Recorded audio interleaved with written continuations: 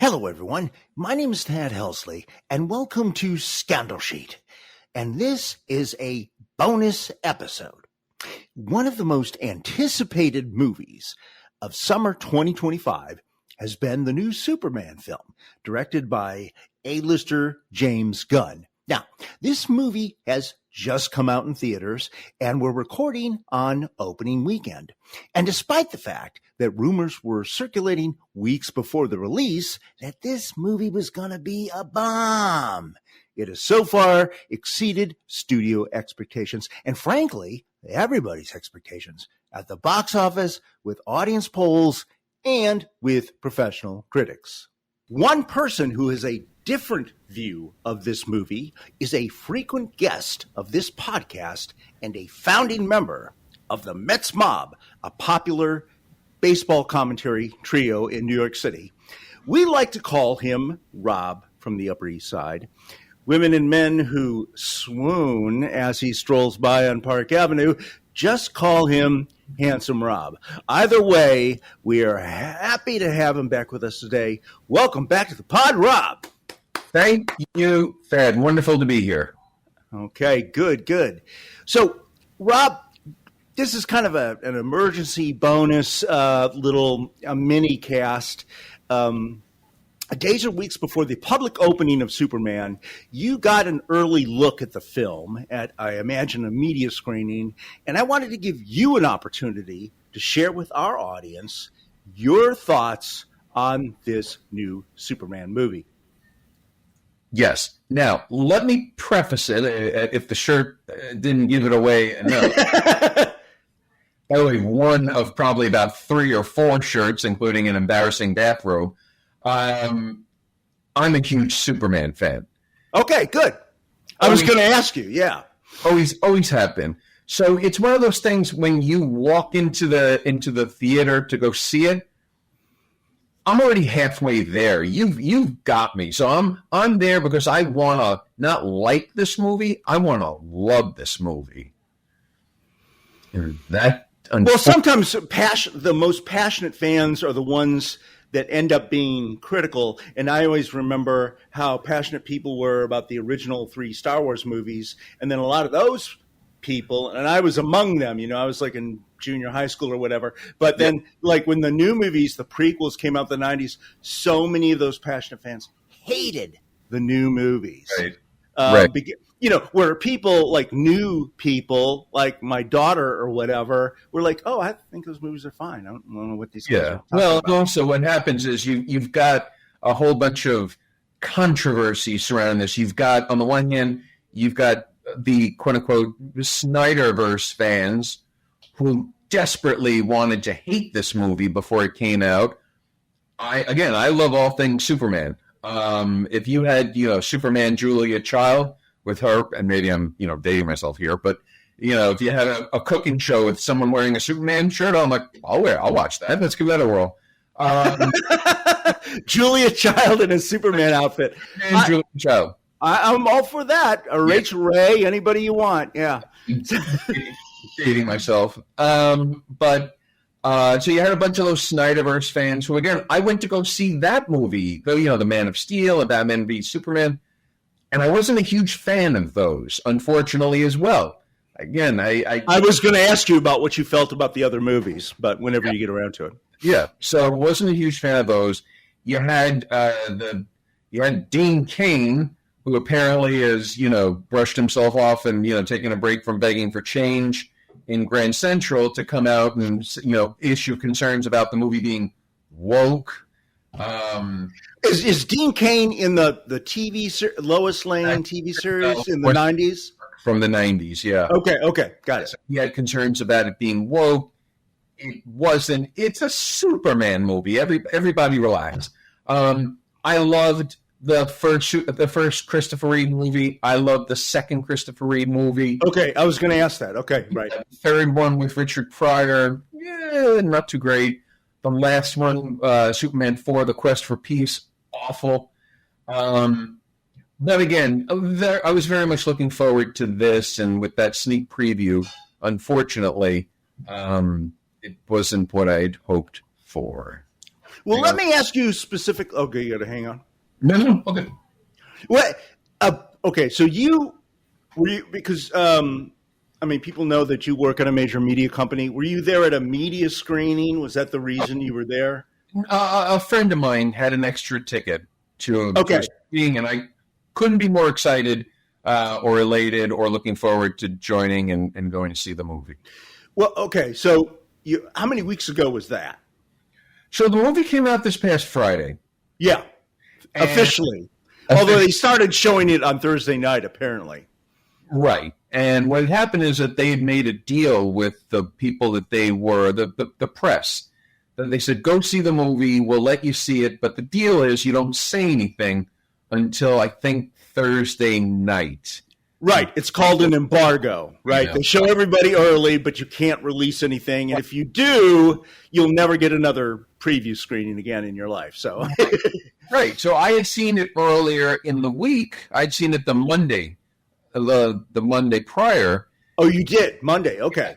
And I was watching all these YouTube videos and people online and check sharing and what's it going to be like and is it going to be great and is it going to be terrible? And the interesting thing is I didn't think it was very good, but I didn't want to ruin it for anybody else. And by the way, I mean, since it's come out, the reviews have been, a lot of people are saying, I love it, it's great, the Rotten Tomato score was high. It was. A little bit. It was. I wonder, so it's made me wonder, did I see a movie that, nobody else did? Well, one of the things I asked you by text, and so maybe we crossed wires, was it had been reported in some of the major industry rags like Variety and Hollywood Reporter that they had, pardon me? Are they rags? Well, that's just the word. But no, they probably aren't even in print anymore. They're just websites. But back in the day when I was in film school, we subscribed to Variety. Yeah. But anyways, there was a they do tons of Pasadena, which is like a suburb of Los Angeles, but it's sort of supposed to be like the closest thing to Middle America. So they do lots of preview screenings in Pasadena, and they had done one for this. And I don't know how many weeks ago this was, but of course, and it was supposed to be a top secret, invitation only or whatever, but did not go over well. The people did not like the movie. And then James Gunn, the director, and, everybody else involved ran back, even though, we only have X number of days until the thing, and apparently cut out like 20 minutes. Maybe they even reshot some inserts or something like that. But I was wondering whether you saw their original thought, which was going to be the movie that's in the theaters right this second, is the one after the Pasadena screening. Right. I mean, maybe they cleaned it up in between Monday and Friday. I kind of doubt it when you have a major release like that. That does sound tight. Yeah. But, yeah, probably not. So what you saw? So, just tell us what didn't you like about you're a fan of Superman. You've got a bathrobe with a Superman logo. Bathrobe, T-shirt, the whole 9 yards. So what did James Gunn do to screw this up? He had a lot of money. He had a lot of time. So, I've been looking at the reviews since then, and it's some of the things I absolutely agree with. There's way too many characters in this thing. There's a ton of characters. The title of the movie is Superman. I did. I was listening to a podcast today saying they had an army of people. There's a ton of people. And, so what happens is that this movie is supposed to be about Superman, but you're also, I guess, trying to set up this new DC universe. So you have characters, you have Green Lantern, you have Mr. Terrific.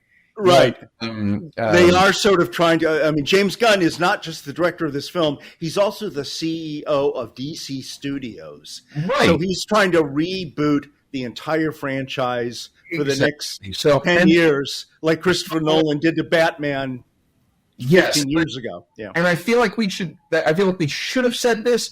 And if you want to go back and re-edit it, or in your official opening and do it, please be clear. there's a ton of spoilers of what we're going to talk about here. So if anybody wants to, not know, come back to this after you see it, and then, see if you agree or disagree. Or well, can you set a wall and like talk, and then say, okay, from here on out, it's spoiler alert? Can you do it that way? Some podcasts do it that way. Yeah, can you do it that way? Okay. Yeah. From here on out, spoilers. Okay, got it. All right. So, I mean, the movie, first of all, again, the title of the movie is Superman. It's not the Super Friends. It's not the Justice League. It's not Superman and his amazing friends. It's Superman. That's your lead guy. So that's one. Two, he's Superman. He's supposed to be the most powerful character in all of the DC universe, if not of all superheroes. And he's like a god. With the exception of Kryptonite, he's basically impervious. Spends half this movie, I'm exaggerating, but not by much. He spends half the movie getting his ass kicked. So the movie starts with him getting punched out of the sky, and that's the one that everybody saw in the trailer where he's laying. Yeah, where he's in the snow and he's bleeding, and the dog has to come and rescue him and stuff. The dog has to come and rescue him. So he spends half the movie getting his ass kicked, and then he spends almost the other half of the movie recuperating from getting his ass kicked. Then what happens is that, again, you want me to say a lot, he's Superman. He's supposed to be saving people. A lot of all those other characters are saving him in this movie. They're helping him out, and without them, if I'm in a situation where I'm falling off a building, I might want Krypto to come save me as opposed to Superman, because he does a better job. So the dog, barely gets his ass kicked in this movie as opposed to Superman. Do they explain to you why he gets his ass kicked or how? I mean, is it like Kryptonite City or something? They show you him in a fight. Well, in the opening, they don't show you. I don't think. Other than, him hitting the ground.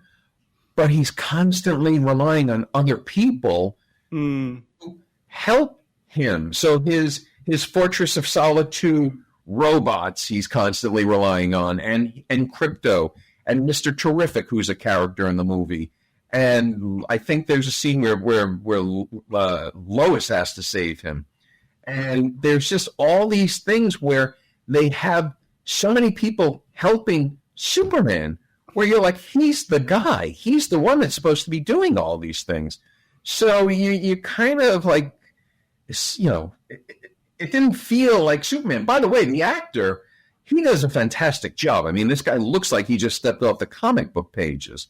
So, so it's not him. He does a terrific job. And I almost wish that people would forget about Christopher Reeve, because it's, everybody keeps saying, well, he embodies Christopher Reeve and he invokes Christopher Reeve. It's just, enough already. No more Christopher Reeve. Let's move. Well, they use the music, the John Williams music from that movie, and they slightly change it, but they kind of invoke those memories. And apparently, I was looking at the streaming numbers. That old Superman movie from 1978 is just like 1 billion people have watched it now. Well, sorry, Krypto wants to get out of the bedroom. Out of here. Hopefully, he's not going to drag you to the Fortress of Solitude. Krypto's like, get me out of here. But that's the other thing. I'm glad you mentioned that. Yeah, they play. They did a variation on the John Williams Superman theme, right? And which just makes my skin tingle, because I saw that movie when I was like in high school and stuff, and I just love that score. Fantastic music that they play over and over and over and over, and they play like those same 5 chords. So it's imagine you're watching Jaws, and every 10 minutes they're doing every 10 minutes. That's what they're doing here. Which on Man of Steel, which was 2013, Hans Zimmer came up with something totally different. He didn't try to allude to anything else at all. And of course, it was a very dark vibe much different than the original than probably this Superman, but certainly the 78 one. Yeah, and one of the other big problems for me is the CGI. It varies in quality. I think, again, I know I kept saying, I know I just said, it's going to move past Christopher Reeve, and I meant it. But if you go back to movies from the 70s where it's practical special effects. Right. Like Jaws. There was no CGI. It was all practical. Right. There was a mechanical shark that they put in. The CGI, let's put it this way. If you have epileptic issues, this movie might make you insane. Because there's so much going on with the CG just all over the place that it's just a constant CGI overkill. And which was sort of the problem with Man of Steel as well, right? I mean, they destroyed the whole fucking city. I'm sorry. The whole city while they're fighting, right? It's just like... Superman never curses. Well, it's a good thing I'm a redneck from a trailer park. So, by the way, that's the other thing, and I have that in my notes. So they have Ma and Pa Kent in here. And they do. Okay, Kent are from Smallville, and it's they're just good old fashioned country folk in Kansas. Yeah, Kansas. But they pulled these two out of there. I think there's a scene where Ma Kent is there's a line, something to the effect of like. Now, Clark, I saw on the box, she's referring to a TD, I saw on the box that you had a horrible fight with, on the box, I mean, it's 2025. So it's almost like, Royal Mom, Pa Kent, where you expect them, to start, doing a hoedown, with like dancing. The original comics were in the 40s, but this takes place in present day, right? It takes place in the present day. Okay. And what they do is, that's also the other thing, the obligatory scene with Clark sitting on the front porch with Pa Kent.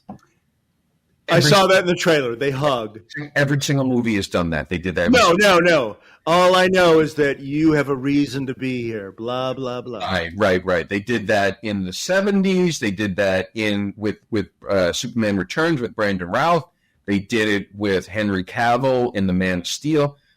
Obligatory scene. There's a scene where Superman is fighting the bad guys in a baseball stadium, and they did the baseball stadium in Superman Returns, where he helps the plane that lands. He lands the plane, and the plane's falling out of the sky, so he grabs it and he puts it down. Right, vaguely remember that. Yeah, right. And that plane scene was a takeoff of what happened in 1978. So it just feels like been there, done that. As a Superman fan, I can tell you that there are dozens and dozens of terrific villains in Superman lexicon, in that they have at their disposal. Lex Luthor again? You're doing Luthor again? Why not? Right. I was wondering that too. It's just like, is there nobody else? Come on, guys. There's nobody else. Batman has 20 guys. Why is every single movie has got Lex Luthor? Every single movie you have Luthor. So it's just like, in there, done that, seen that. Can we find any other villain to fill the void? Well, that did strike me as odd. Yeah. It's right. So it felt like I'd seen it before. It felt like I can't truly tell you what the story was. I'm not really sure about that. Really? It was that bewildering. It was so complicated. Something about Lex Luthor finds a pocket universe and he's creating a prison there, and Superman is held captive in it. He's held prisoner. And Mr. Terrific and Lois Lane have to save him, and another guy, I think it's Metamorpho, I think is the superhero's name. So it's these CGI characters, and it just felt a little bit all over the place. And again, I wanted to love this movie. I really did. I went in there, and what happened is, I know it's one of the questions that you had for me. and I saw it at the screening, at this very small screening. There was about 20 or 25 other people. And Oh, really? That is small. That is small. And when the movie was over, people were kind of like shuffling out.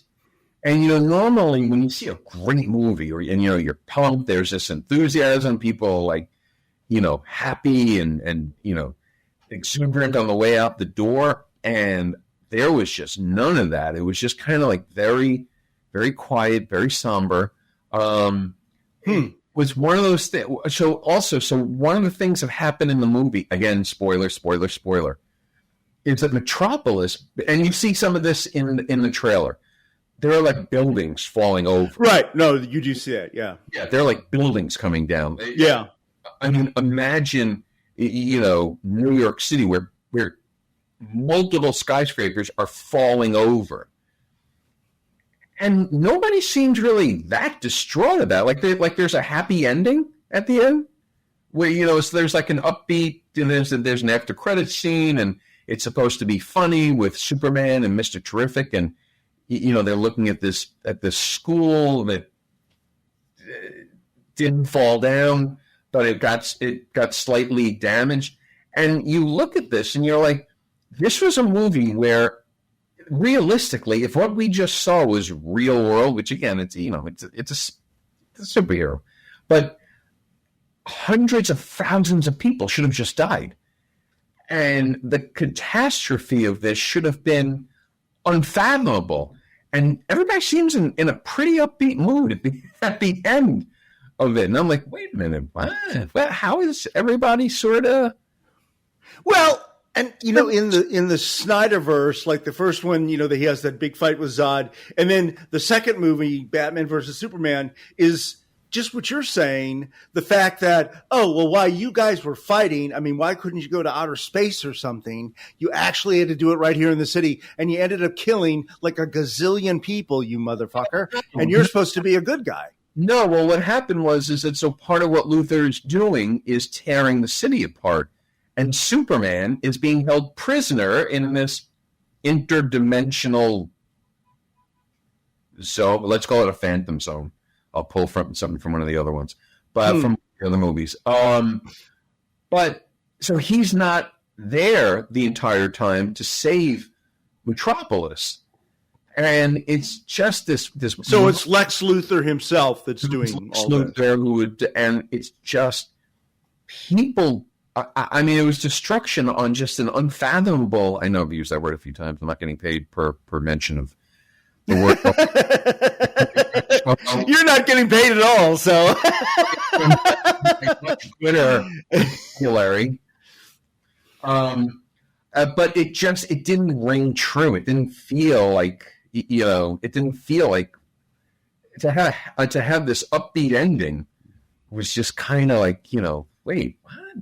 And so there was that. There was, because there were so many characters, they didn't really develop a lot of the supporting characters. So, for example, you have Perry White, who's one of the staples in the history of Superman. Runs the Daily Planet, Bear, definitely got to have him. And Jimmy Olsen, the photographer. Well, but Perry White gets like maybe 4 lines of dialogue. Oh, really? Yeah, and and there's these leaps of logic where Lois is asked to fly. There's another character, like I said, Mr. Terrific, who's in the comic books, and he has this, let's call it a Mr. Terrific plane. It's like a little pod, and she just gets behind the wheel and is suddenly able to fly it. And it's like, wait, what? How can you just all of a sudden you're able to fly this jet when you've never flown? There's just a lot of things that don't ring true, and it takes you out of the movie. So let me ask you this. Okay, I mean, I'm sure all of that is very, very sincere, and you're obviously a sincere fan of the franchise. But very much. I mean, what do you think? I mean, the weekend isn't over, and they're already, breaking records. They made $217 million and all the audience approval ratings and blah, blah, blah. Is everybody delusional? I mean, what do you think? Why do you think the movie is going to crash tomorrow on Monday when the word gets out on social media, what's going on? The word's already out. It's doing well on Rotten Tomatoes. And by the way, I'm thrilled to see that it's doing well because I want more. I want there to be more superhero movies. I'm a super nerd. I want this stuff to keep going. So I couldn't be happier that. Well, I thought maybe you were a shareholder in Warner Brothers or something. I wish. But I would guess that. Look, do you like cream corn? I'm not the cream corn guy. I'm the regular, corn off the cob is more like me. Me too. I know people that love cream corn. It's kind of a weirdo concept to me. But although, my mom would like open it out of a can, when we were kids, and I was like, by the way, Jerry, we should save this topic for another podcast. Okay. I think that would be murdering. Yeah. Yeah. But my point being is that it's my opinion, and what's the old expression? Everybody has an opinion. Everybody's entitled to their own opinion, but not their own facts. I didn't like it, and I was very disappointed that I didn't like it. And other people did, and apparently, based on the box office it's doing, a lot of people are seeing it, which is wonderful, and a lot of people are loving it, which is, again, like I said, great, because it means there's going to be more, and hopefully I'm a huge fan of the next one. Could it be a generational thing? Is it that they're targeting teenagers and 20-somethings and their attitudes versus people more in our age range? You're probably younger than me, but we're more in the same ballpark than, like, our daughters are, right? Yeah. By the way, did you say I'm older than you? No. You're younger, I think. Oh, because I was going to ask you to say that into my good ear. The one without the hearing aid? Okay. And I do need to go shortly because it's been 20 years since I urinated, so I do need you should have brought that extra Depends. But no, what I've read, a lot of what I've read is people say this is the most comic book movie, the most comic booky movie that's ever been done. Like it truly feels like a comic book. And I can see that. I can get that. And I don't get me wrong. I'm all about the comic books. I just, for whatever reason, and it's interesting. When I was on my way out, and the buddy that I saw it with, he felt the same way that I did. And we were on our way out. We got into the elevator with the two guys who were actually the projectionists. They were the ones that showed the movie. They're the ones that showed the movie to us.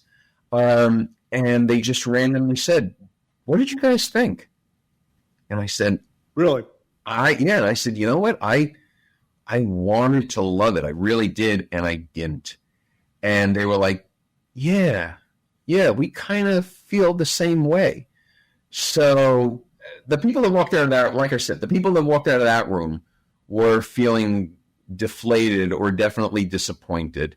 I was shocked, just shocked, when I saw all these, again, these videos, these YouTube videos coming out of people who just left the theater and saying, "We just saw it and we loved it. It was super fun. It was super great. It was super enjoyable." No pun intended, I guess. Okay.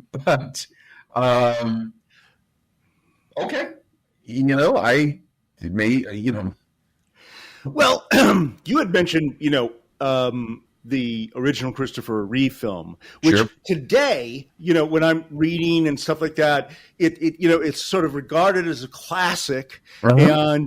And, part of that may have been the tragedy of Christopher Reeve's, accident and passing and stuff like that may have lent to its legendary status. But, I went back and looked at the reviews from 1978 and, I went to like this midnight screening with a bunch of my friends. It was like a freshman in high school or something like that. And, and I thought it was fine, but there was this expectation because it was written by Mario Puzo, who had just done the Godfather movies and had won Academy Awards. Yeah. And he had written the script.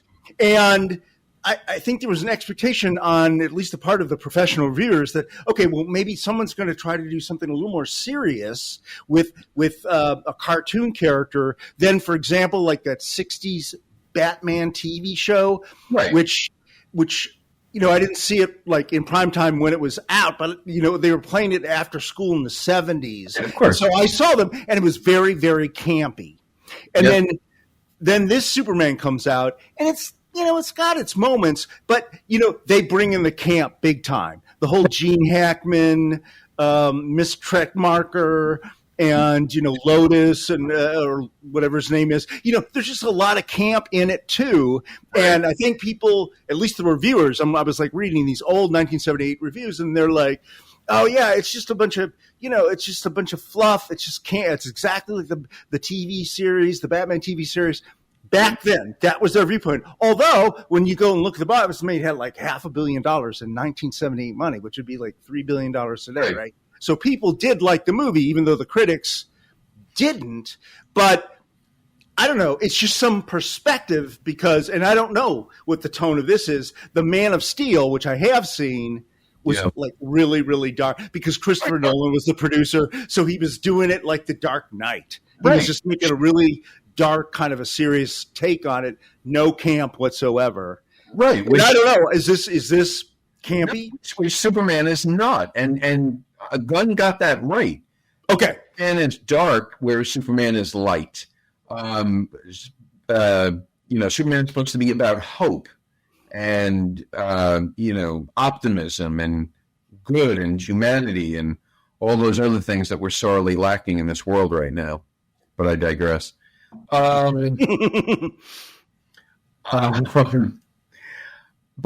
yeah, I mean, look. So the end result is, at least for now, reviews overall seem positive. It's making a ton of money, and I will happily come back and review Superman 2 with you, and then even all of the other DC movies that come out as a result of this universe, which is obviously meant to start and have a lot of spin-offs from it and characters and cameos. Yeah, they're trying to do what the Marvel guys did very successfully. Like, again, I said spoiler a long time ago, Supergirl is in the movie at the very end. Yeah, she's got her own movie coming up, too, I think. I heard someone say. It turns out the Crypto is actually her dog, and Superman was watching. Oh, okay. Crypto. Yeah. It sounds like a bad porno movie, but whatever you say. Your kids at home. Your kids at home. We're creeping out here.